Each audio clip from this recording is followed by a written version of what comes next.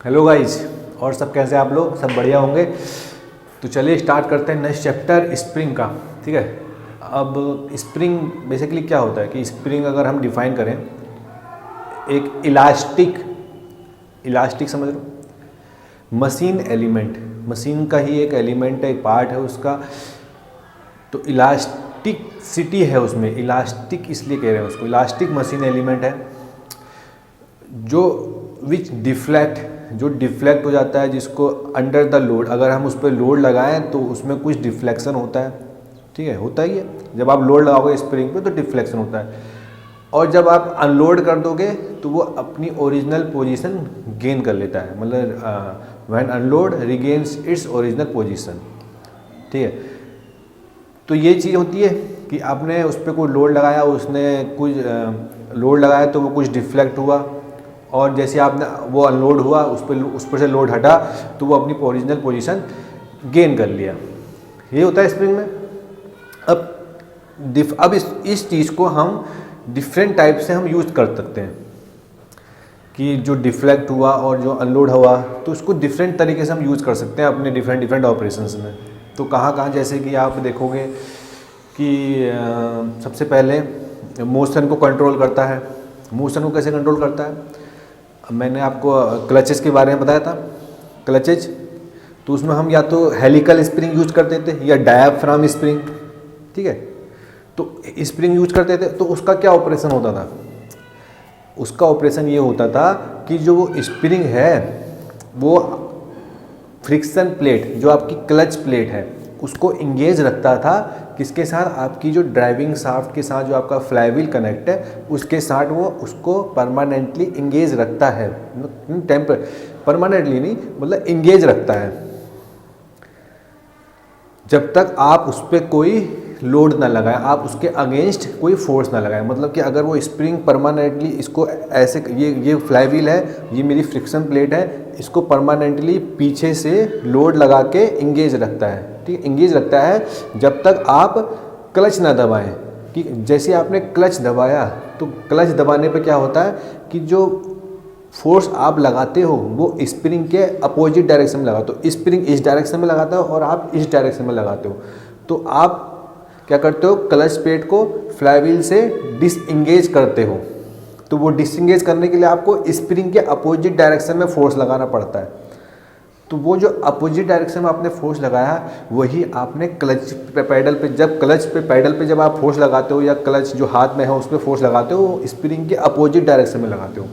Spring इस direction में लगाता है, आप इस डायरेक्शन में लगाते हो, तभी वो डिसएंगेज होता है फ्लाईव्हील से। तो मोशन को कंट्रोल कर रहा है। मोशन को कैसे कंट्रोल कर रहा है? देखो, कर रहा नहीं कर रहा। अब देखो वो परमानेंटली उसके साथ इंगेज है, तब आपका मोशन कितना बढ़िया चलता है, स्पीड आपकी बढ़ती है, 70 80 90 पहुंचती है। एक्सीलेटर दबाते हो और है नहीं।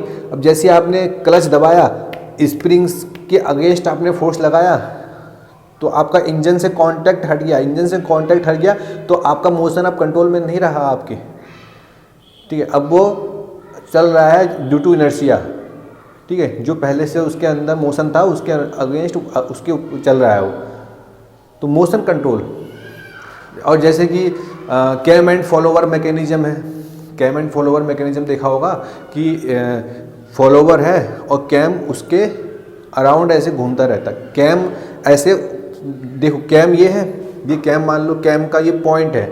ठीक है, और फॉलोवर ये है, ये मेरा हाथ फॉलोवर है। ऐसे करके परमानेंटली कनेक्ट रहता है। अब जैसे जैसे वो कहीं फॉलोवर कहीं जाता है उसके साथ कैम भी चलता रहता है। तो जो ये कैम के ऊपर जो स्प्रिंग लगा होता है वो इसको इसके साथ अटैच करे रखता है, इसका मोशन कंट्रोल करता है कैम एंड फॉलोवर मैकेनिज्म में। समझ गए? तो मोशन कंट्रोल के रूप में हम यूज करते हैं, है नहीं। तो इसमें देखो डिफ्लेक्शन तो हो ही रहा है स्प्रिंग का, मैंने कहा ना, जब लोड लगाते हैं तो डिफ्लेक्ट होता है, जब अनलोड कर दो तो ओरिजिनल पोजीशन में आ जाता है। बेसिकली डिफ्लेक्शन है। अब और कहाँ, जैसे मोशन कंट्रोल हो गया, और आपका वेट वेगिंग बैलेंस, जहाँ पर आप वेट मेजर करते हो।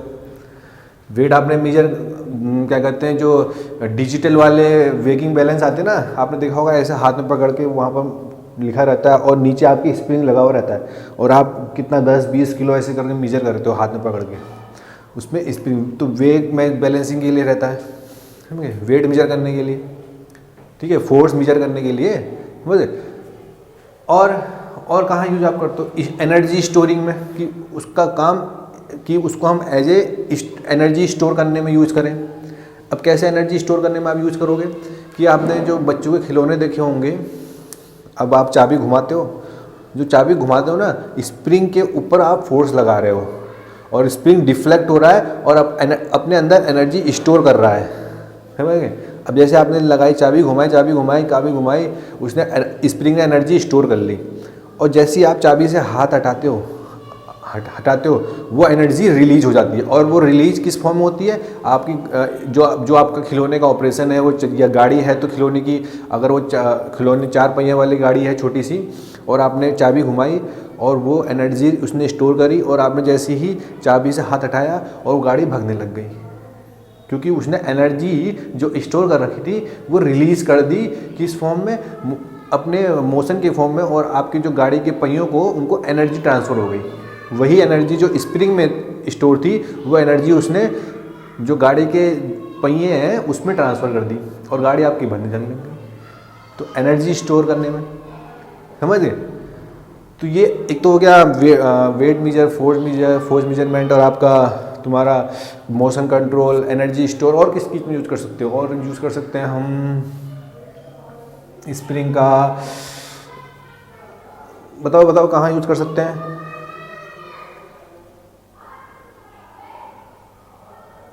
सबसे मेन कुशनिंग इफेक्ट कहते हैं ना, कि अब देखो आपने भैया आपके मोटरसाइकिल में, आपकी गाड़ी में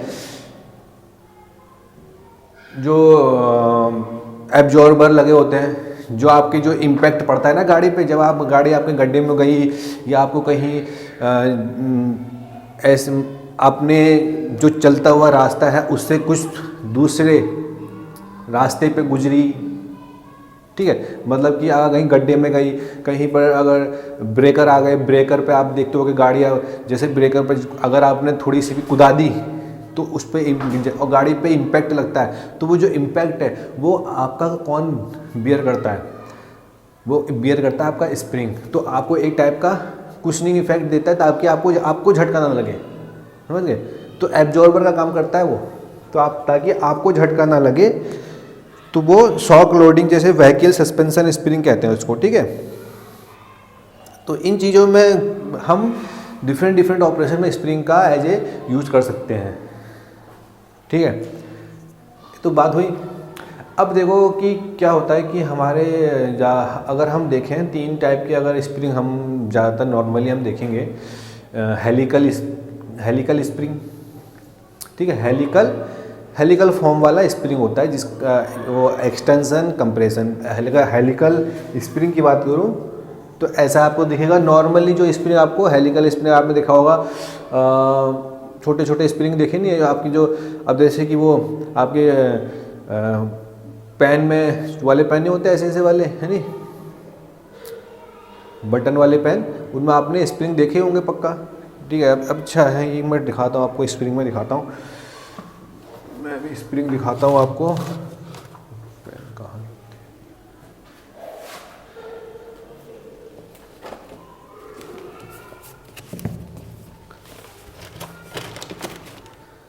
क्योंकि मेरे को स्प्रिंग नहीं मिल, अच्छा हाँ ये, ठीक, मेरे को स्प्रिंग मिल नहीं रहा है, मैं आपको स्प्रिंग दिखाता। तो जो हेलिकल वाले आपके वो रहते हैं, आपने पेन देखा होगा, ठीक है, उसमें आपका स्प्रिंग डला हुआ रहता है, ठीक है। तो वो क्या है नहीं, तो वो हेलिकल स्प्रिंग होते हैं हेलिकल फॉर्म में। और एक होते हैं टॉर्सन स्प्रिंग, हेलिकल फॉर्म में टॉर्सन स्प्रिंग। और एक होता है सेमी इलिप्टिक लीफ स्प्रिंग। अब देखो ये आपके नॉर्मली आपको हर जगह मिलेंगे हेलिकल स्प्रिंग वाले, ठीक है। मैन्युफैक्चरिंग बहुत आसान है इनकी, ठीक है, इन सबसे आसान है, मैन्युफैक्चरिंग ईजी है, और ठीक है, तो बढ़िया ऑपरेशन करते हैं। सबसे ज़्यादा आपको ये वाले स्प्रिंग मिलेंगे, हेलिकल वाले स्प्रिंग, ठीक है।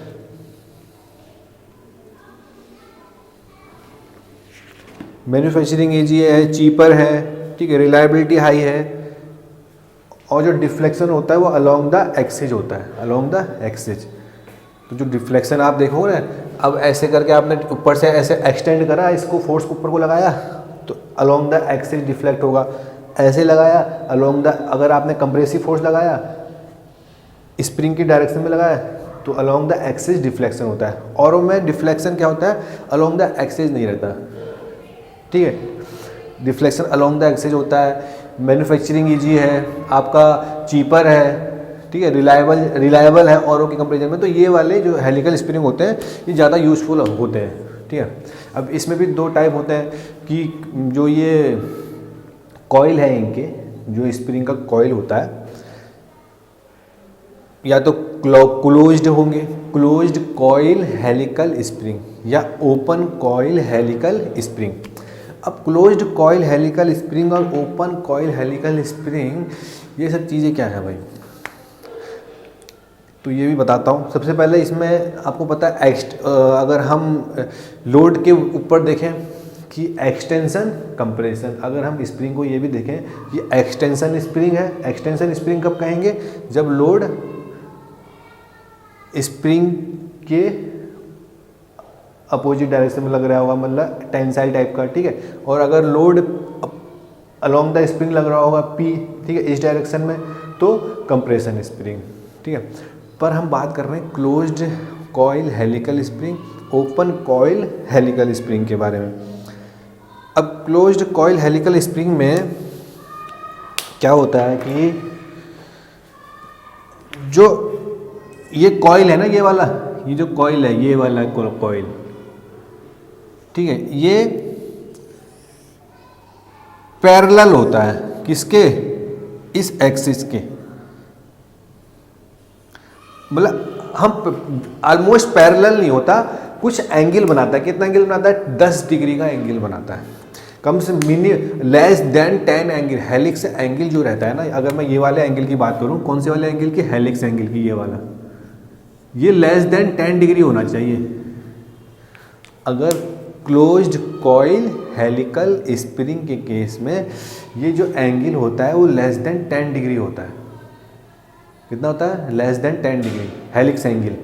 और open coil helical spring greater than 10 degree, greater than जो ये वाला एंगल है वो ग्रेटर देन 10 डिग्री। तो क्लोज्ड कॉइल हेलिकल स्प्रिंग को हम लेस देन 10 डिग्री कहते हैं। तो इसका मतलब कि हम इसको वो भी कह सकते हैं कि जो ये स्प्रिंग है ना, ये वाला जो ये कॉइल है, all perpendicular to the axis, perpendicular to the axis, almost perpendicular to the axis, या लेस देन 10 डिग्री, ठीक है। और जो ओपन कॉइल होते हैं वो हेलिक्स एंगल कुछ बनाते हैं इस एक्स, ठीक है, हेलिक्स एंगल कुछ रहता है उनका, ठीक है। तो जो ये कॉइल है ना, जो इनका प्लेन है, जिस प्लेन में ये कॉइल है वो plane perpendicular to the helix axis, तो हम कहेंगे क्लोज्ड कॉइल हेलिकल स्प्रिंग। और अगर कुछ एंगल ग्रेटर देन 10 डिग्री होगा तब ओपन कॉइल हेलिकल स्प्रिंग, ठीक है। और पर हमारे कोर्स में यहाँ पर हम क्लोज्ड कॉइल हेलिकल स्प्रिंग की बात करेंगे, क्योंकि हम उसके ऊपर ही क्वेश्चन आएगा कि जो यहाँ पर आपको हेलिकल स्प्रिंग दिखाई देगा ना, तो जो उसका हेलिक्स एंगल आपको दिखाई देगा वो लेस देन 10 डिग्री ही रहेगा सबका। कोई भी क्वेश्चन होगा लेस देन 10 डिग्री, ठीक है, कोई भी क्वेश्चन होगा less than 10 degree helix angle रहेगा हेलिकल स्प्रिंग का। तो यहाँ पर हमारे कोर्स में क्लोज्ड कॉइल हेलिकल स्प्रिंग है, ओपन कॉइल हेलिकल स्प्रिंग नहीं है, ठीक है। तो क्लोज्ड कॉइल हेलिकल स्प्रिंग है, बात समझ में आ गई। तो क्लोज्ड कॉइल हेलिकल स्प्रिंग यहाँ पर है, ये तो मैं बता दें। अब इसमें जो फोर्स लगेगा, जो कुछ लगेगा मैं बाद में बताऊंगा, पहले मैं बताता हूँ कितने कितने टाइप की क्या हो, समझ गए ना। तो हम इस अगर हेलिकल स्प्रिंग को डिवाइड करें तो क्लोज्ड कॉइल हेलिकल स्प्रिंग और ओपन कॉइल हेलिकल स्प्रिंग, ठीक है। तो अगर अब ओपन कॉइल की बात करेंगे तो जो ये जो कॉइल है इनके बीच में ज़्यादा गैप होगा, ओपन कॉइल हेलिकल स्प्रिंग के बीच में ज़्यादा गैप होता है। अब यहाँ पर तो अब मैं क्योंकि दिखाने के लिए स्प्रिंग मैंने ऐसा दिखाया है, पर ये क्लोज्ड कॉइल हेलिकल स्प्रिंग ऐसा नहीं होता। ये मान लो ये ओपन कॉइल हेलिकल स्प्रिंग है जिसका ग्रेटर देन 10 डिग्री एंगल है। क्लोज्ड कॉइल हेलिकल स्प्रिंग तो उनके बीच में बहुत मिनिमम गैप रहता है। अब क्योंकि हेलिक्स, अब भाई जब ये जो कॉइल है यही बिल्कुल परपेंडिकुलर है अपनी एक्सिस के, ठीक है, कॉइल ये जो है परपेंडिकुलर है एक्सिस के, तो भाई इनके बीच में तो बहुत गैप कम होगा, है नहीं, तो बहुत, तो अब less than 10 degree helix angle होना चाहिए, तो बिल्कुल समझ लो पर ऐसे है ये बिल्कुल पर ऐसे हो दे। Open coil helical spring open रहते हैं, क्लोज्ड कॉइल हेलिकल स्प्रिंग बिल्कुल गैप कुछ नहीं होता, तो ओपन कॉइल हेलिकल स्प्रिंग में बहुत गैप ज़्यादा होता है, ठीक है। तो ये बात हो गई हेलिकल स्प्रिंग की। अब बात करते हैं हम हेलिकल टॉर्सन स्प्रिंग की। अब हेलिकल टॉर्सन स्प्रिंग आपने देखा होगा कि जो आपने ऐसे वाले स्प्रिंग देखे ना, ऐसे वाले, ये वाले। अब मान लो देखो ये, अब मेरे पास स्प्रिंग है नहीं, अब देखो यहाँ पर ये स्पाइरल मेरे पास कॉपी है, देखो स्प्रिंग है। अब अगर मैं ये वाली जो इसकी, अगर स्प्रिंग की मैं सबसे जो टॉप वाली, ये जो बाहर, क्योंकि टॉप वाली बाहर की तरफ निकली होती है, और जो ये वाली है नी, ये जो, अगर इसमें को थोड़ा लंबा कर दूं, देखा होगा आपने ऐसे टाइप के स्प्रिंग देखे होंगे जिनमें जो ऊपर वाले पोर्शन होते हैं ना, ये वाले सबसे थोड़े बड़े होते हैं, निकलते हैं आगे की तरफ निकल जाते हैं। आपने देखे होंगे स्प्रिंग ऐसे जिनका स्टार्टिंग और जो लास्ट वाला जो पोर्शन रहता है उसका जो स्प्रिंग, जो कॉइल वाला पोर्शन रहता है, वो जो वायर होता है वो बहुत आगे को निकल जाता है नहीं, ऐसे करके निकल जाता है आगे को, देखो निकला नहीं निकला। तो ऐसे वाले स्प्रिंग में आपने देखे होंगे, आपने अपने कब्जों में देखे होंगे, जो आपके दरवाजों के कब्जे होते हैं ना, उसमें इस टाइप के स्प्रिंग लगे होते हैं जिनका नहीं, अभी अगर आप देख रहे हो अपने दरवाजों के कब्जों में देखना, उसमें स्प्रिंग ऐसे टाइप के लगे होंगे जो, और आपके वो जो वाले ओपन डोर वाले जो स्प्रिंग वाले हैं, जिनके एक घर में स्प्रिंग वाले दरवाजे होंगे, उनके घर में इस टाइप के स्प्रिंग होंगे, जिनके घर में स्प्रिंग वाले दरवाजे होंगे उनके घर में इस टाइप के स्प्रिंग दरवाजों पर लगे होंगे। तो इनमें क्या होता है कि एक यहाँ से लोड लगता है, टॉर्सन, टॉर्क जनरेट होता है यहाँ पर, मतलब कि एक यहाँ पर लोड लगेगा, एक यहाँ लगेगा, और एक दूसरे को टॉर्क देंगे। ये क्या करते हैं, जो टॉर्क होता है ना, जब आप देखते हो ना दरवाजे के कब्जों को ऐसे घुमाते हो, है नी, आवाज़ आती होगी कभी कभी दरवाजों में, पूं करके चू चू करके, यानी चू चू करके आवाज़ आती होगी, तो वो स्प्रिंग का होता है। तो उसमें देखा ना आपने, दरवाजों को जब ऐसे घुमाते हो तो क्या एक टाइप का आप टॉर्क दे रहे हो, टॉर्क लगाते हो ना, मोमेंट, टॉर्क मोमेंट ऐसे जब लगाते हो, तो वो इन दो स्प्रिंग की जो बाहर से निकली होती है इन पर लगा होता है, एक यहाँ से लगाता है टॉर्क, एक यहाँ से लगाता है, तो वो स्प्रिंग ही टॉर्क जनरेट करता है। तो वो ये वाला स्प्रिंग ही होता है, टॉर्सन स्प्रिंग उसका नाम दिया है, तभी तो टॉर्सन स्प्रिंग टॉर्क जनरेट करता है। वो दरवाजे को ऐसे घुमाते हो ना, तो उनमें जो कब्जों में स्प्रिंग होता है वो टॉर्क जनरेट करता है, एक ऐसे जाएगा एक ऐसे जाएगा, टॉर्क, ठीक है। तो ये वो वाले स्प्रिंग यहाँ लगे होते हैं, तो यहाँ पर टॉर्सन स्प्रिंग, ठीक है। अब देखो कि इसमें अगर मैं फोर्स की बात करूं टॉर्सन स्प्रिंग में, सबसे पहले मैं इस हेलिकल स्प्रिंग में बात करता हूं, अभी यही बता देता हूं कि यहाँ पर कौन कौन से फोर्स लगते हैं। अब देखो ये फोर्स ऊपर की तरफ लगा हुआ है,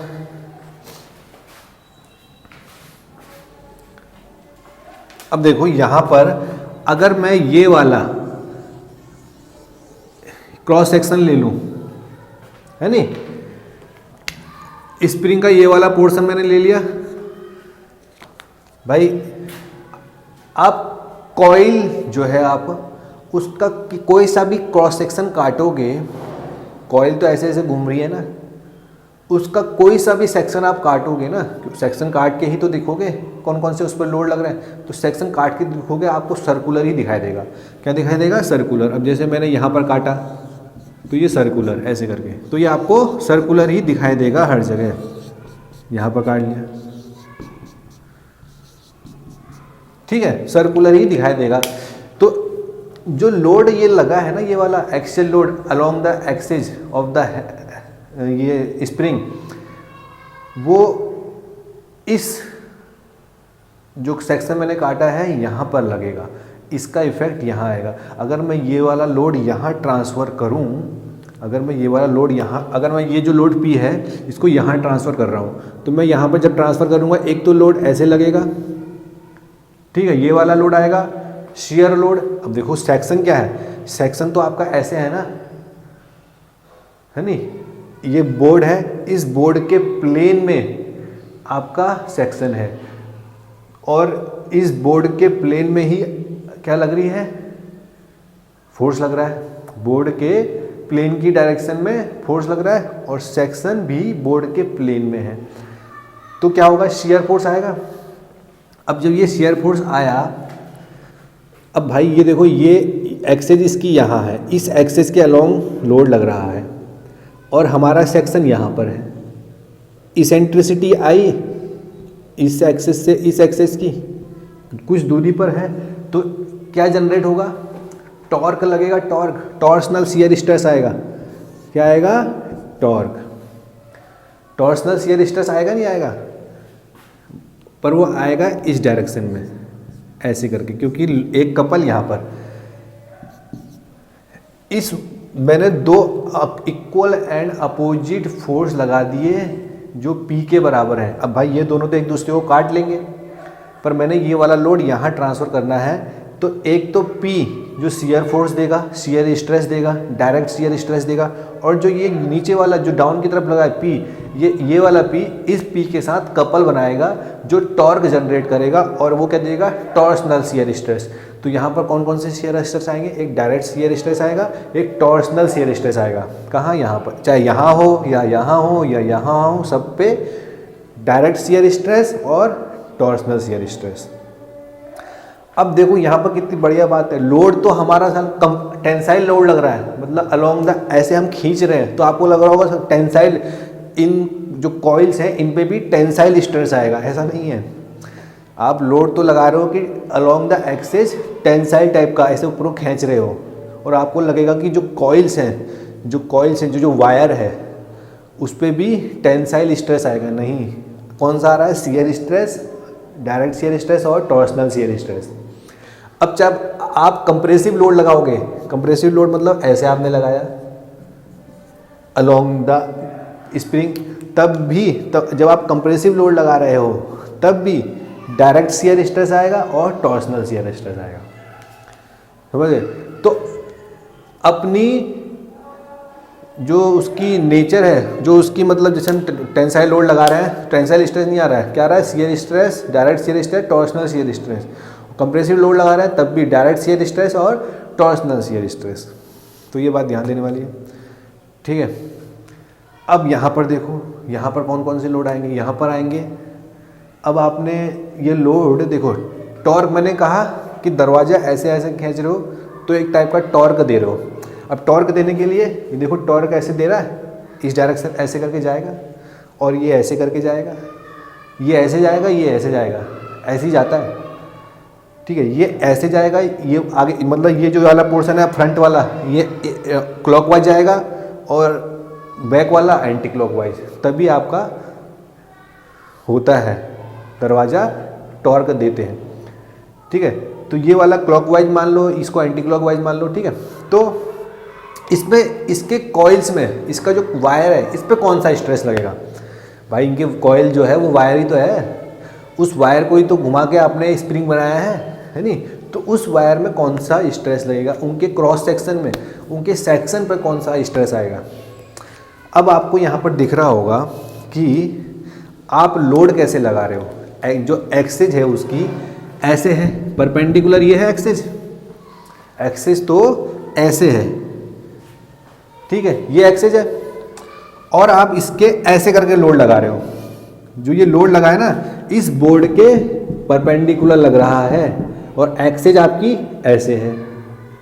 बोर्ड यहाँ पर कैसे लग रहा था, एक्सिस के अलोंग लग रहा था, अलोंग द एक्सिस लोड लग रहा था, पर यहाँ टॉर्सन स्प्रिंग में कैसे लोड लग रहा है, परपेंडिकुलर टू एक्सिस, ठीक है, परपेंडिकुलर टू एक्सिस। तो अगर हम बात करें सेक्शन की, अब देखो मैं यहाँ पर एक सेक्शन बना दूँ, तो मैं अगर कॉइल के सेक्शन की, कोई कॉइल का उसका एक सेक्शन काटूँ, तो मैंने ये यहाँ पर बना दिया, देखो ये ऐसे सेक्शन है, ये यहाँ पर जैसे कि यहाँ पर ये ठीक है, ये सेक्शन है।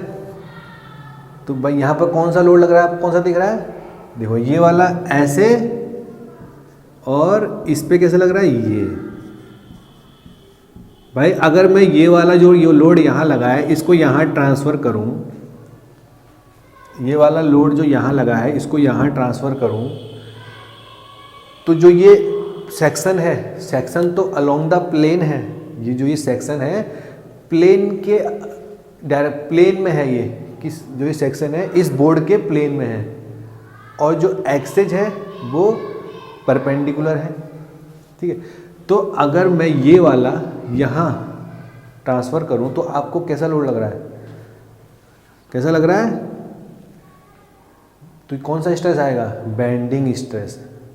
भाई बेंडिंग स्ट्रेस आएगा क्योंकि इस बोर्ड इस एक्सिस के परपेंडिकुलर आप लोड लगा रहे हो, तो कौन सा स्ट्रेस आएगा?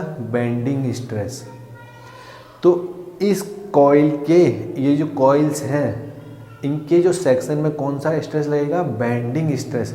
अब लगा रहे हो आप टॉर्सन, टॉर्क दे तो आप टॉर्क रहे हो, आपने आपका जो मेन ऑपरेशन है वो तो टॉर्क है, हेलिकल टॉर्सन स्प्रिंग, और आपको लग रहा हो कि हमने टॉर्क लगाया है तो भाई टॉर्सनल शियर स्ट्रेस आएगा, टॉर्सनल स्ट्रेस आएगा। पर नहीं, आ कौन सा रहा है इन कॉइल के सेक्शन पे? Bending stress. बेंडिंग स्ट्रेस आ रहा है। भाई मैंने क्या कहा कि जो लोड लग रहा है वो इस ये जो स्प्रिंग है इसके इसकी एक्सिस के परपेंडिकुलर लग रहा है। लग रहा है नहीं लग रहा है? इस स्प्रिंग की एक्सिस ऐसे है और लोड आपका ऐसे लग रहा है इसकी परपेंडिकुलर, पर आपके कॉइल्स में कौन सा लोड आएगा? Bending stress. समझ गए? कौन सा आएगा? Bending is a moment. देखो यहाँ पर और यहाँ, तो कौन सा आया? Bending stress. यहाँ पर कौन सा आ रहा था?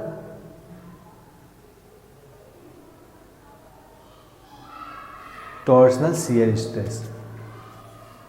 समझ गए ना? क्यों टॉर्सनल?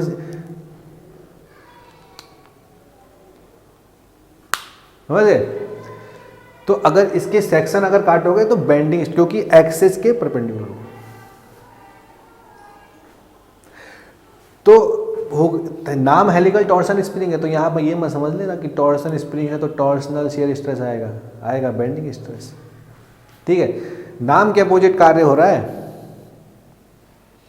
ठीक है, जो आपके अब दरवाजों में आप, ठीक है, तो क्या होता है ना, क्योंकि जो ये बेंडिंग स्ट्रेस आया है तो जो ये वाला स्प्रिंग है ना, बेंडिंग को रोकने के लिए स्प्रिंग लगा रखा है ताकि बैंड ना हो, है नहीं, बैंड हमारा होना। तो जो ये स्प्रिंग है बेंडिंग को रजिस्ट करता है, काम तो वो टॉर्सन वाला कर रहा है पर बेंडिंग को रजिस्ट कर रहा है। ठीक है,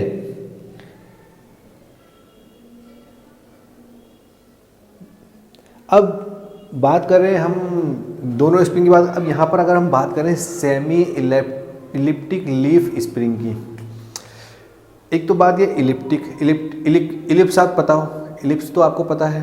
तो जो यहाँ पर ये प्लेट है ना, जो ये प्लेट है, देखो एक ये प्लेट हो गई, एक ये प्लेट हो गई, एक ये प्लेट है।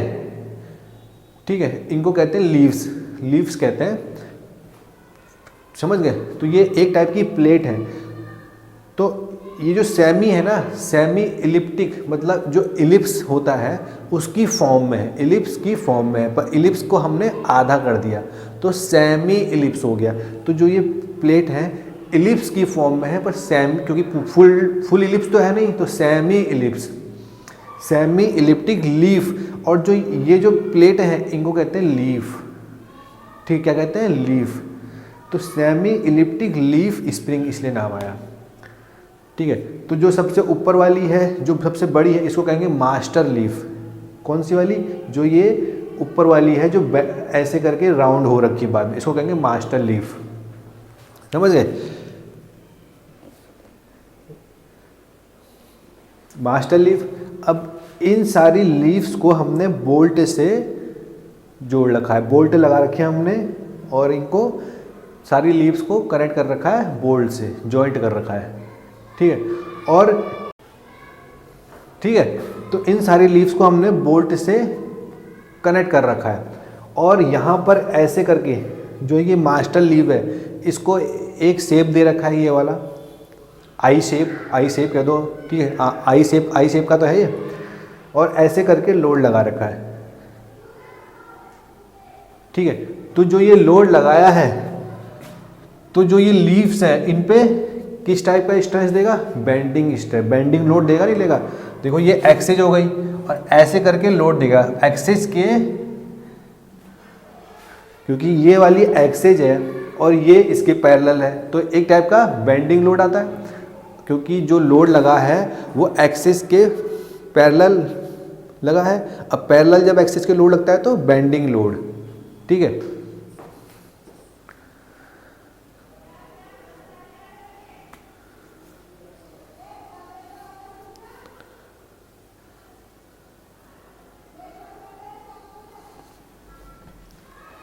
ठीक है, तो ये हो गया सेमी इलिप्टिक लीफ स्प्रिंग। ज़्यादातर कहाँ यूज होता है आपके भाई जो रेलवे है ना, रेलवे में जो स्प्रिंग होते हैं ये वाले होते हैं यूज। आप देख लेना कहीं अगर रेल की गाड़ी रुकी होगी, रेल के डिब्बे होंगे, तो आपको स्प्रिंग कौन से दिखाई देंगे, ये वाले सेमी इलिप्टिक लीफ स्प्रिंग। इनमें ऐसी भारी भर के स्प्रिंग लगे होते हैं, उसमें बेंडिंग क्योंकि बेंडिंग कहीं हो रही हो, क्योंकि बेंडिंग दो इस साइड से अगर बेंडिंग हो रखा है तो उनको रोकने के लिए उस वाइब्रेशन को semi elliptic leaf spring use होते हैं, बड़े बड़े, समझ गए। तो हमारे जो कोर्स में है ना वो क्लोज्ड कॉइल, जो मैंने बताया closed coil helical spring use, तो इसके बारे में ही हम पढ़ेंगे। ना ओपन कॉइल हेलिकल स्प्रिंग के बारे में पढ़ेंगे, ना टॉर्सन स्प्रिंग के बारे में, ना सेमी इलिप्टिक लीफ स्प्रिंग के बारे में। हमारे कोर्स में केवल क्लोज्ड कॉइल हेलिकल स्प्रिंग है, ठीक है, तो उसके बारे में देखेंगे, ठीक है। चलिए अब बात करते हैं स्प्रिंग के हम टर्मिनोलॉजी की, ठीक है। अभी मैंने बता दिया आपको कि कितने टाइप्स के स्प्रिंग्स होते हैं। हेलिकल स्प्रिंग्स हो गया, helical torsion spring, leaf spring, ठीक है। अब इसकी टर्मिनोलॉजी की बात करते हैं, और उसमें मैंने ये बता दी कौन कौन से स्ट्रेस जनरेट होते हैं, कौन सा। अब चाहे वो हेलिकल स्प्रिंग है पर अब उसमें टेंसाइल लोड लग रहा है, ठीक है, और कंप्रेशन लगा रहे हैं, टेंसाइल लगा रहे हैं, तो पर उसमें कौन सा लोड लग रहा है, शियर स्ट्रेस और टॉर्सनल शियर स्ट्रेस, इसमें हेलिकल स्प्रिंग में। और अगर हम हेलिकल टॉर्सन स्प्रिंग की बात करें उसमें तो लग रहा है टॉर्सन जनरेट हो रहा है, पर लग कौन सा रहा है, बेंडिंग स्ट्रेस। उसके कॉइल्स में जो कॉइल है, जो वायर है, वो जो कॉइल वायर है उसके जो क्रॉस सेक्शन है उसमें कौन सा है, बेंडिंग स्ट्रेस लग रहा है। अपने जो उसकी नेचर है उसके अपोजिट कॉइल्स में, क्योंकि भाई फंडा है, देखेंगे जैसा जिस हिसाब से स्ट्रेस लग रहा है, हमने थोड़ी लगाया, हमने थोड़ी कहा है, उसमें दिख रहा है वो तो सामने, ठीक है। अब बात करते हैं हम नॉमेनक्लेचर मतलब टर्मिनोलॉजी की स्प्रिंग की, ठीक है, स्प्रिंग की टर्मिनोलॉजी की। देखो स्प्रिंग की टर्मिनोलॉजी में अगर बात करूं तो आपको पता है वायर है, कॉइल है। अब वो जो कॉइल है वो एक तरह का वायर है, ठीक है, और उस वायर को लपेट के हेलिकल फॉर्म में हमने स्प्रिंग बनाया है, ऐसी। तो जो वायर है उसका खुद का डायमीटर है, वो क्रॉस सेक्शन जो है जहाँ पर हम देखते हैं कि कितना कौन सा जो उसके अंदर लोड जनरेट हुआ है, जो रजिस्टिंग लोड है, जो क्रॉस सेक्शन है, तो उसका जो क्रॉस सेक्शन है सर्कुलर क्रॉस सेक्शन है, तो उसका कुछ डायमीटर होगा, ठीक है। ये जो क्रॉस सेक्शन है सर्कुलर, तो इसका मान लिया डायमीटर कितना है, स्मॉल डी, ठीक है, स्मॉल डी डायमीटर, ओके। और जो ये है, समझे ना, जो ये सेंटर है इसका क्रॉस इस सेक्शन का, तो ये जो है ये इसका डायमीटर, ये डायमीटर हम मान लेंगे, इसको कहते हैं हम डी, स्मॉल डी कहते हैं, स्मॉल डी। ये हम कहते हैं मीन कॉइल डायमीटर। अगर आप स्प्रिंग कहोगे ना कि स्प्रिंग ये इतने डायमीटर का है, तो वो डायमीटर कौन सा बताएगा, स्प्रिंग का साइज कौन सा डायमीटर बताएगा, ये वाला, इसे कहते हैं D, capital D, mean coil diameter. अब इसके बाहर जो है ये वाला, अब ये अंदर वाला भी है भाई, अंदर वाला इसको कहेंगे इनर डायमीटर। क्या कहेंगे, इनर डायमीटर। देखो यहाँ पर देखो, ये हाँ यहाँ पर देखो, ये तो हो गया मीन कॉइल डायमीटर, ठीक है। अंदर वाला जो है ये क्या हो गया, इनर डायमीटर, और जो ये बाहर वाला है ये क्या हो गया, आउटर डायमीटर। ठीक है, पर डायमीटर का साइज कौन सा वाला है, जो स्प्रिंग का साइज बताएगा वो है mean coil diameter capital D. Inner diameter तो हम निकाल सकते हैं, पर उससे साइज नहीं बदलता है। आउटर डायमीटर से साइज नहीं बदलता है। अगर आपको कहोगे मुझे इतने स्प्रिंग साइज का स्प्रिंग चाहिए तो वो मीन कॉइल डायमीटर है, मीन कॉइल डायमीटर। ठीक है, डायमीटर की बात हो गई, कॉइल के डायमीटर की बात हो गई, इनर डायमीटर, आउटर डायमीटर और मीन कॉइल डायमीटर। ठीक है, तो ये बात हो गई। अब बात करते हैं हम स्प्रिंग इंडेक्स। आपने स्प्रिंग इंडेक्स का नाम सुना होगा।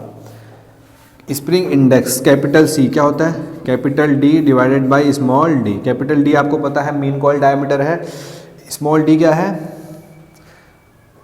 वायर का डायमीटर।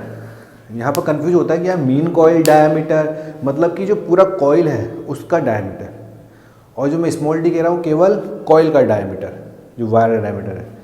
ठीक है, अब जब हम कहते हैं ना स्प्रिंग का डायमीटर तो कैपिटल डी होगा। अब कहेंगे कि अगर हमें जो वायर है, कॉइल है, उसका डायमीटर कितना है, स्मॉल डी। ठीक है, अब जो स्प्रिंग की बात हो गई,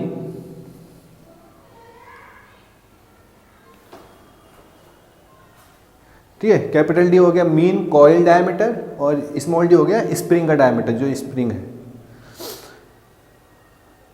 अब capital D by small D समझे। अब स्प्रिंग इंडेक्स का मतलब क्या, स्प्रिंग इंडेक्स अगर आप कहो स्प्रिंग इंडेक्स का क्या, इसका यहाँ से मतलब अब हम पढ़ते तो हैं कि spring index capital D by small D होता है, और हमने ये भी पढ़ा है कि स्प्रिंग इंडेक्स ग्रेटर देन 4 होना चाहिए और लेस देन इक्वल टू 12 होना चाहिए। ये वाला स्प्रिंग इंडेक्स सुटेबल है सबके लिए। ठीक है, तो ये स्प्रिंग इंडेक्स 4 से 12 के बीच में होना चाहिए। ठीक है, ना 4 से कम होना चाहिए ना 12 से ज़्यादा होना चाहिए। अगर 4 से कम हो गए तो क्या, तो मैं बताता हूँ कि 4 से कम हो गए तो क्या होगा, 12 से ज़्यादा होगा तो क्या होगा, और स्प्रिंग इंडेक्स का मतलब क्या होगा। तो स्प्रिंग इंडेक्स का मतलब, जब मैं capital D by small D लिख रहा हूँ तो स्मॉल डी क्या है, स्प्रिंग का डायमीटर, जो वायर है ना उसका डायमीटर। ठीक है, और कैपिटल डी क्या है, मीन कॉइल डायमीटर, पूरा ओवरऑल डायमीटर। तो यहाँ पर अगर आप देख रहे होगे, ये अगर आप इसको टॉप से देखोगे तो ऐसा कुछ दिखाई देगा। टॉप से देखोगे तो जो ये क्या है, इनर डायमीटर, ये क्या है, आउटर डायमीटर, और ये क्या है, mean diameter. Inner diameter, outer और मीन। ठीक है, तो जब आप टॉप से देखोगे तो ऐसा दिखेगा स्प्रिंग सर्कुलर सेक्शन में, और उसका आउटर डायमीटर दिखेगा, इनर डायमीटर दिखेगा, और मीन वाला, ये वाला बीच में मीन। ठीक है, ये होगा। तो भाई, और जो ये है, तो अगर मैं इसका क्रॉस सेक्शन लूँ, अब ये तो स्प्रिंग को आप टॉप से देख रहे हो, स्प्रिंग को आप टॉप से देख रहे हो। अब इस स्प्रिंग का जो स्मॉल डी है वो क्या होगा, स्मॉल डी, इस वाले स्प्रिंग का स्मॉल डी। अगर इस वाले स्प्रिंग के स्मॉल डी की बात करूं तो इतना बड़ा होगा कम से कम, यही होगा ना। स्मॉल डी की बात कर रहा हूं मैं, इसकी स्मॉल डी सर्कुलर क्रॉस, इसका क्रॉस सेक्शन, इस वाले स्प्रिंग का सर्कुलर क्रॉस सेक्शन ऐसा होगा। अब इस वाले स्प्रिंग का सर्कुलर क्रॉस सेक्शन कैसा होगा, छोटा सा, ये समझ रहे। इस वाले स्प्रिंग का सर्कुलर क्रॉस सेक्शन, जो वायर है उसका क्रॉस सेक्शन ऐसा। इस वाले स्प्रिंग का सर्कुलर क्रॉस सेक्शन वायर का स्मॉल डी, जो डी की बात कर रहा हूँ, ये ऐसा, इतना बड़ा, क्योंकि ये इसका ज़्यादा है। अब भाई जब मैंने कहा स्मॉल डी इसका ज़्यादा है, अब स्मॉल डी ज़्यादा होगा, स्मॉल डी ज़्यादा है तो सी की वैल्यू कम होगी। तो अगर जो ये स्मॉल डी है इसकी वैल्यू इतनी ज़्यादा हुई कि सी की वैल्यू 3 से कम हो जाए, 4 से कम हो जाए, 3 हो जाए, तो भाई ये बहुत ज़्यादा मोटा हो जाएगा ना। देखो अभी तो इतना ही मोटा लग रहा है, अभी बहुत ज़्यादा हो जाएगा। अब इतना ज़्यादा हो जाएगा कि इसका जो कर्वेचर है, ये जो कर्वेचर है, ये शार्प हो जाएगा, शार्प कर्वेचर, इसको कहते हैं शार्प कर्वेचर। शार्प कर्वेचर आप समझते हो, जब आप यू टर्न लेते हो और अगर शार्प यू टर्न है और एक यू टर्न होता है शार्प, ठीक है, और एक यू टर्न होता है आपका थोड़ा कर्व में, ठीक है। शार्प यू टर्न मतलब कि रेडियस इसकी बहुत कम है, रेडियस कम है इसकी, और अगर कर्वेचर ज़्यादा है तो रेडियस ज़्यादा होगी, ठीक है। रेडियस कम है तो कर्वेचर कम है, रेडियस ज़्यादा है तो कर्वेचर ज़्यादा है, ठीक है। अब इस टाइप का अगर आप स्प्रिंग बनाओगे शार्प कर्वेचर वाला और उसको कॉइल के फॉर्म में रखोगे तो उसके कर्वेचर पे तो बहुत ज़्यादा स्ट्रेस पड़ेगा। अब कर्वेचर वाला इतना बड़ा स्प्रिंग, उसके जब वो ऐसे ऐसे हेलिकल फॉर्म में बनेगा तो उसके जो जहाँ पर वो टर्न हो रहा है, जहाँ पर कर्वेचर बन रहा है, तो वहाँ पर तो बहुत ज़्यादा स्ट्रेस आएगा, समझ रहे हो ना, बहुत ज़्यादा स्ट्रेस हो जाएगा। तो इसीलिए अगर ज़्यादा स्ट्रेस उसके कर्वेचर पे आ गया तो वो ब्रेक होने के चांसेस बहुत ज़्यादा है। तो इसीलिए सी की वैल्यू 4 से कम नहीं होनी चाहिए, 4 से ऊपर होनी चाहिए, 4 से ऊपर। अब एक्सपेरिमेंट के थ्रू देखा गया होगा कि 4 का जो कर्वेचर है, जो स्प्रिंग इंडेक्स 4 का है, वो सूटेबल है, देखा गया होगा। तो 4 से कम ना हो, 3 ना हो, हाँ जी। अब 12 से भी ज़्यादा नहीं होना चाहिए। अब देखो 12 मतलब ये वाला कि स्प्रिंग का जो डायमीटर है स्मॉल डी, वो अगर कम होगा तो सी ज़्यादा होगा। तो ऐसा तो कर्वेचर अच्छा खासा है, तो इतना जब कर्वेचर अच्छा खासा है तो जब स्प्रिंग का कॉइल बनेगा तो उस पर ज़्यादा, उसके कर्वेचर पे ज़्यादा स्ट्रेस नहीं होगा। अब इतना भी ज़्यादा ना हो कि यार ये बहुत पतला हो जाए, समझे, ज़्यादा पतला हो जाएगा तो बहुत ज़्यादा पतला हो जाएगा। अब इतना स्प्रिंग का जो क्रॉस सेक्शन है उसका इतना भी तो पतला नहीं होना चाहिए ना। तो 12 से ज़्यादा भी ना हो, लेस देन 4 से 12 सूटेबल। तो इसीलिए यहाँ पर जो टर्म आता है स्प्रिंग इंडेक्स का, वो इसीलिए देखते हैं। तो ये spring index capital D by small D 4 से 12 सूटेबल, 4 से 12 होना चाहिए, ठीक है, ऐसा है। तो ये हो गया स्प्रिंग इंडेक्स की बात। अब बात करते हैं हम फ्री लेंथ की। किसकी बात करते हैं? Free length. अब देखो फ्री लेंथ क्या होता है कि अब आपका जो अब हम यहाँ पर ना कौन से स्प्रिंग की बात कर रहे हैं आपको पता है? क्लोज्ड कॉइल हेलिकल स्प्रिंग, केवल क्लोज्ड कॉइल हेलिकल स्प्रिंग की बात कर रहे हैं, ओपन कॉइल हेलिकल स्प्रिंग की बात नहीं कर रहे हैं। कौन से कॉइल हेलिकल स्प्रिंग की बात कर रहे हैं? क्लोज्ड कॉइल हेलिकल स्प्रिंग की बात कर रहे हैं। तो क्लोज्ड कॉइल हेलिकल स्प्रिंग मतलब जो उसका हेलिक्स एंगल है वो लेस देन 10 डिग्री है, लेस देन 10 डिग्री है।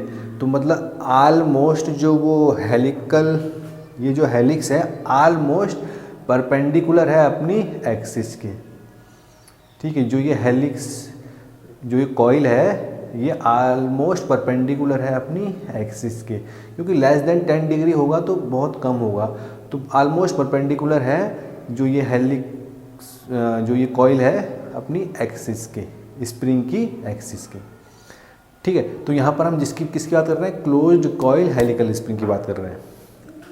अब देखो, क्योंकि क्लोज्ड कॉइल जब हेलिकल स्प्रिंग की बात करते हैं तो जब यहाँ पर ऐसे करके लोड लगाते हैं तभी तो, जब हम क्लोज्ड कॉइल हेलिकल स्प्रिंग की बात करते हैं, चलो वो बात छोड़ो, वो बाद में देखेंगे। तो क्लोज्ड कॉइल हेलिकल स्प्रिंग, ठीक है।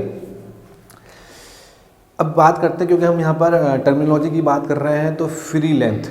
फ्री लेंथ मतलब कि जब जो स्प्रिंग है हमारा उस पर किसी भी प्रकार का लोड नहीं लगा हुआ है, फ्री है भाई। अगर आप सोचोगे कि कहीं से लोड लगा है, ऐसा कुछ नहीं है, फ्री है वो। अब जब फ्री है तो उस पर किसी प्रकार का हमने लोड नहीं लगा रखा है, ठीक है। तो जितनी लेंथ उसकी स्प्रिंग की होगी विदाउट लोड, वो लेंथ कहलाती है फ्री लेंथ। क्या कहलाती है? फ्री लेंथ, जिसको किससे डिनोट करते हैं? LF से। किससे डिनोट करते हैं? LF से, समझ गए? तो क्या आएगी? फ्री लेंथ, जिस पे किसी भी प्रकार का, जब किसी प्रकार का लोड नहीं लगा है तो फ्री लेंथ होगा। अब आता है कंप्रेस्ड लेंथ। क्या आता है? Compressed length. अब कंप्रेस्ड लेंथ क्या होता है? कंप्रेस्ड लेंथ होता है आपका जब हम स्प्रिंग पे मैक्सिमम कंप्रेसिव फोर्स लगाएं, जितना ज़्यादा हो सके मैक्सिमम से मैक्सिमम कंप्रेसिव फोर्स उस पर जितना लग सके वो हमने लगाया, और जब हमने मैक्सिमम तक कंप्रेसिव फोर्स लगा दिया और उसमें जितना डिफ्लेक्शन हुआ स्प्रिंग में, मैक्सिमम डिफ्लेक्शन हुआ, मतलब मैं कह रहा हूँ डेल्टा मैक्सिमम डिफ्लेक्शन हुआ, maximum compressive force maximum deflection, मतलब कोई गुंजाइश ही नहीं है कि वो नीचे जा ही नहीं सकता। ठीक है, तब उसे कहते हैं, अब जो लेंथ बचती है मैक्सिमम कंप्रेसिव फोर्स लगाने के बाद जो लेंथ आती है स्प्रिंग की, वो होती है कंप्रेस्ड लेंथ। क्या होती है? Compressed length, LC। ठीक है, LC।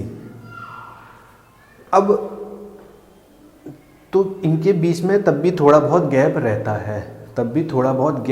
है, इस गैप को हम कहते हैं क्या? क्लैशिंग अलाउंस कहते हैं। क्या कहते हैं? Clashing allowance. ये हम जानबूझकर देते हैं। हमने कहा ये अलाउंस हम जानबूझकर देते हैं, और इस अलाउंस को कहते हैं, अलाउंस होता ही है कि जो जानबूझ के दिया जाए। हम चाहते हैं कि हम इसको क्लैश होने से बचाएं, क्लैश ना हो, एक कॉइल दूसरे कॉइल पे क्लैश ना हो जब लोड लगे, उस अलाउंस को हम कहते हैं क्लैशिंग अलाउंस। और ये अलाउंस दिया जाता है 15% ऑफ द मैक्सिमम डिफ्लेक्शन। जो ये डिफ्लेक्शन हुआ है ना डेल्टा मैक्सिमम, इसका 15% हम अलाउंस देते हैं कि जो कॉइल है वो क्लैश ना हो, क्योंकि क्लैश होगा तो कॉइल है उस पर इफ़ेक्ट पड़ेगा कुछ ना कुछ। तो भाई जब एकदम से आप किसी भी चीज़ पे अगर एकदम से इम्पैक्ट लगा और एकदम से टकराए तो कॉइल डैमेज होगा, तो वो डैमेज बचाने के लिए ही हम अलाउंस देते हैं। ठीक है, तो हो गया क्लैशिंग अलाउंस। तब जाके थोड़ा बहुत गैप रहता है, तब जाके जो लेंथ बचती है स्प्रिंग में, कंप्रेस्ड लेंथ होती है। अब आती है सॉलिड लेंथ। सॉलिड लेंथ तो वो लेंथ होती है जब दोनों कॉइल जब कॉइल्स एक दूसरे से बिल्कुल कांटेक्ट में होते हैं, कोई गैप नहीं होता। ये पॉसिबल नहीं है, पर हम बताने के लिए कह रहे हैं कि इस लेंथ को कहते हैं सॉलिड लेंथ। जब सारे कॉइल्स एक दूसरे के कांटेक्ट में होते हैं, कोई भी गैप नहीं होता, तो वो जो लेंथ आती है तब स्प्रिंग की, तब उसको हम कहते हैं सॉलिड लेंथ। जो लेंथ ये आई है इसको हम कहेंगे सॉलिड लेंथ, कि सारे कॉइल्स एक दूसरे के कांटेक्ट में हैं। ठीक है, तो कौन सी लेंथ हो गई? Solid length. अब यहाँ पर दो टर्म आते हैं कॉइल्स के। अगर हम हेलिकल स्प्रिंग में बात करें तो हमारे इसमें दो टर्म आते हैं स्प्रिंग कॉइल में, एक्टिव कॉइल्स और इनएक्टिव कॉइल्स। एक्टिव कॉइल्स और इनएक्टिव कॉइल्स। एक्टिव कॉइल्स वो कॉइल्स होते हैं जिन पे लोड लगता है, जो उस स्प्रिंग फोर्स को बियर करते हैं, जिस पे समझ गए। एक्टिव कॉइल्स वो कॉइल्स होते हैं जो उस पे फोर्स लग रहा है, स्प्रिंग फोर्स, वो स्प्रिंग फोर्स को बियर कहते हैं। असली जो एक्शन होता है उन्हीं एक्टिव कॉइल्स पर होता है, समझ गए। जो अगर हम कहें कि जब हम फोर्स लगाएंगे तो जो कॉइल्स हैं वो क्या करेंगे, उस फोर्स को रजिस्ट करेंगे। तो वो जो कॉइल्स उस फोर्स को रजिस्ट कर रहे हैं वो कॉइल्स होंगे एक्टिव कॉइल्स। और ये होता है इनएक्टिव कॉइल्स, वो कॉइल्स जो फोर्स लगा रहे हैं हम, तो वो रजिस्ट नहीं कर रहे हैं, उन पे कोई एक्शन नहीं हो रहा है, वो किसी भी प्रकार का एक्शन नहीं दे रहे हैं, किसी भी प्रकार का उस फोर्स को रिएक्शन नहीं दे रहे हैं किसी भी टाइप का। वो केवल सपोर्ट कर रहे हैं किसको, और वो जो कॉइल्स होते हैं इनएक्टिव कॉइल्स, वो एंड कॉइल्स होते हैं। एंड कॉइल्स मतलब सबसे ऊपरी वाले और सबसे नीचे वाले, उन्हें कहते हैं एंड कॉइल्स। इनएक्टिव कॉइल्स कहाँ पर होते हैं? एंड कॉइल्स में। एंड कॉइल्स वाले मतलब एंड में, एक सबसे नीचे या सबसे ऊपर, दोनों जगह। वो केवल सपोर्ट करते हैं जो उस पर, जैसे अगर हमने कोई प्लेट रख दी स्प्रिंग पर या कैसे भी, तो वो सपोर्टिंग कॉइल्स है बस, उन्हें कहते हैं सपोर्टिंग कॉइल्स। वो किसी भी टाइप का एक्शन नहीं देते हैं, वो किसी भी वो डिफ्लेक्ट नहीं होते हैं। स्प्रिंग की जो प्रॉपर्टी होती है ना कि लोड लगाओ और वो डिफ्लेक्ट हो जाते हैं, तो वो कॉइल्स डिफ्लेक्ट नहीं होते हैं, समझ गए? वो कॉइल्स अब जो सबसे बेस वाला जो कॉइल है वो डिफ्लेक्ट होगा, ये कहाँ जाएगा भाई? इसको तो सपोर्ट है ना ज़मीन। जैसे हमने कॉइल रखा, हमने ज़मीन पर कॉइल रखा, तो जो सबसे नीचे वाला कॉइल होगा, जो बेस वाला होगा, तो वो तो भाई वो कहीं डिफ्लेक्ट हो रहा है सबसे बेस वाला? वो तो नहीं हो रहा ना। वो तो सबसे नीचे वाला तो जहाँ पर है वहीं रहेगा, वो डिफ्लेक्ट नहीं हो रहा है, समझ गए? जो बेस वाला कॉइल है वो डिफ्लेक्ट नहीं हो रहा है, ना ही जो सबसे ऊपर वाला कॉइल है वो भी ऐसा ही होता है कि वो भी डिफ्लेक्ट नहीं होता है, वो भी सपोर्टिव होता है, समझे? तो इन कॉइल्स को कहते हैं इनएक्टिव कॉइल्स, जो जिन पर किसी भी टाइप का एक्शन नहीं होता, जो ना ही डिफ्लेक्ट होते हैं, समझ गए? तो इन कॉइल्स को कहते हैं इनएक्टिव कॉइल्स। और एक्टिव कॉइल्स वो होते हैं जो डिफ्लेक्ट होते हैं, जिन पे एक्सटर्नल फोर्स जिनके ऊपर लगता है, जो असली कॉइल्स हैं एक्सटर्नल फोर्स को रजिस्ट करने वाले, वो एक्टिव कॉइल्स हैं। तो इनको डिनोट करते हैं, एक्टिव कॉइल्स को हम कैपिटल कॉइल N से डिनोट करते हैं। नंबर ऑफ, अगर हम कहें कि number of active coils is capital N, और total number of coils is active coils plus inactive coils. NT को हम क्या कहते हैं? Total number of coils. क्या कहते हैं? Total number of coils.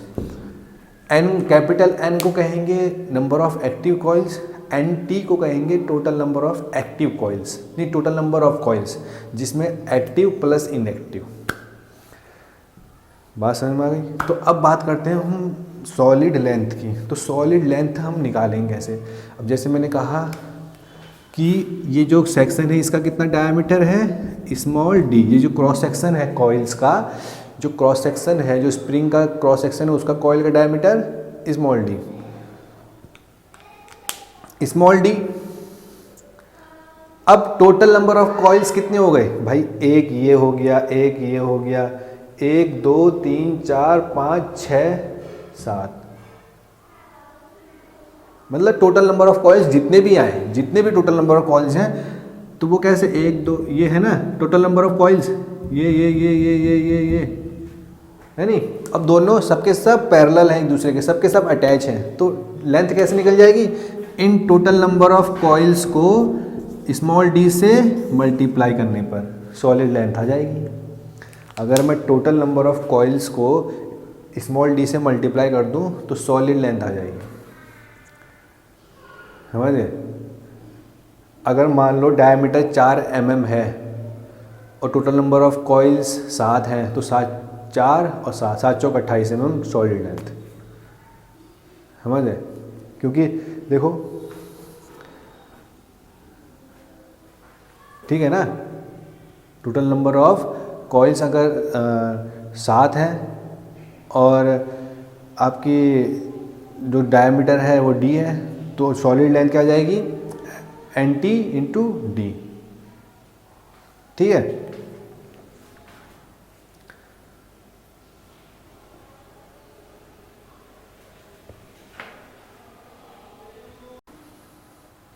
ठीक है, तो नंबर टोटल सॉलिड लेंथ क्या हो गई? Total number of coils into D, ठीक है? अब बात करते हैं कंप्रेस्ड लेंथ की। कंप्रेस्ड लेंथ क्या होता है? जैसे मैंने कहा LC, तो LC क्या होगा? LC क्या कैसे लिखेंगे? सॉलिड लेंथ, ठीक है, सॉलिड लेंथ। अब बाकी क्या बचा कि जो ये गैप है, गैप, ये गैप मैंने कितना बताया, क्या बताया मैंने, क्लैशिंग अलाउंस। और ये मैंने कितना कहा था कि 15% of total deflection, 15% of maximum deflection. कितना बताया, 15% ऑफ तो 0.15 ऑफ डेल्टा मैक्सिमम। ठीक है, तो ये क्या हो गई, कंप्रेस्ड लेंथ। अब फ्री लेंथ की बात करें तो फ्री लेंथ कैसे निकलेंगे। अब भाई हमने क्या करा, तो जो कंप्रेस्ड लेंथ है पहले वो लिख लो, LS plus 0.15 delta maximum plus, अब कितना है ये भाई, कंप्रेस्ड लेंथ यहाँ से लेके यहाँ तक। अब फ्री लेंथ के लिए ये डेल्टा मैक्स ऐड कर दो, तो क्या करा हमने, डेल्टा मैक्सिमम ऐड कर दिया, तो कितनी आई free length, solid length plus 1.15 delta maximum. ठीक है, तो ये आ गई फ्री लेंथ। समझ गए, समझ गए ना, इतनी बात समझ आ गई। तो फ्री लेंथ आ गई, कंप्रेस्ड लेंथ आ गई और सॉलिड लेंथ। अब टर्मिनोलॉजी में दूसरा टर्म है पिच। क्या है, पिच। पिच आप जान नहीं रहे हो, पिच होता क्या है, पिच पता ही है क्या होता है, axial distance between adjacent coils in uncompressed state. Axial distance, axial distance, ये वाली एक्सियल डिस्टेंस, एक्सियल डिस्टेंस मतलब along the axis of the spring. Axial distance of the uncompressed spring मतलब फ्री स्प्रिंग, जो फ्री स्प्रिंग है, जैसे free length, किसी भी type का लोड नहीं लगा है, तो axial distance between the adjacent coils, जो दो कॉइल्स हैं एडजेसेंट, उनके बीच में axial distance along the axis in uncompressed form. Uncompressed मतलब कोई भी फोर्स नहीं लगा है, तो क्या हो गया, पिच। अब पिच कैसे निकालेंगे भाई, पिच क्या होगा, अगर इस केस में बात करें, पिच क्या होगा, फ्री लेंथ, पिच क्या होगा, free length divided by total number of coils. भाई फ्री पिच क्या होगा, फ्री लेंथ, कितनी फ्री लेंथ है, फ्री लेंथ जितनी free length total number of coils, जितने नंबर ऑफ कॉइल्स हैं तो इनके बीच की डिस्टेंस आ जाएगी, एक्सियल डिस्टेंस आ जाएगी P। समझ रहे हो ना, फ्री लेंथ। अब देखो जैसे हमने यहाँ पर कैसे निकाला था सॉलिड लेंथ, कि टोटल नंबर ऑफ कॉइल्स और डायमीटर को ऐड कर दिया तो टोटल सॉलिड लेंथ आ गई थी। तो अब भाई जब हम फ्री लेंथ में से टोटल नंबर ऑफ कॉइल्स को डिवाइड करेंगे तो इनके बीच का गैप आ जाएगा, तो free length divide by NT। ठीक है, तो पिच क्या है, LF divide by NT। Okay, अब आपने सुना होगा stiffness of the spring, stiffness of the spring. अब स्टिफनेस क्या होता है कि अगर हम डिफाइन करें तो force required to produce unit deflection. Stiffness आपको पता है किससे डिनोट करते हैं, K से। तो फोर्स रिक्वायर्ड, फोर्स कितना P यूनिट डिफ्लेक्शन के लिए, कि उसको कहते हैं stiffness of the spring. Py delta तो आपको पता है ना, कि स्टिफनेस ऐसे निकालते हैं, force required to unit deflection, newton पर मीटर, है नी, स्टिफनेस ऑफ द स्प्रिंग।